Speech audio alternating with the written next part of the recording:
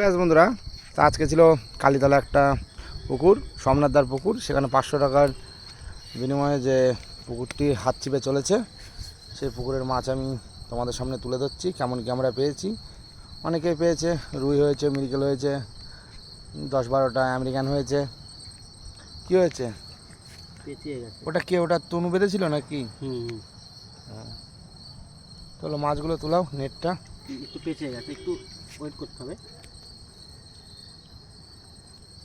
আর এই যে আমাদের সব সরঞ্জাম। চলো নেট তোলো বন্ধু।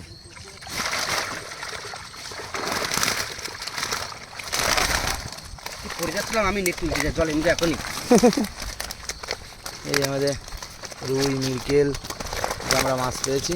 সম্পূর্ণ মাছ আমরা দেখালাম। আনুমানিক 30 কেজি মতন হবে, না হলে 20-22 কিলো হয়তো হবে।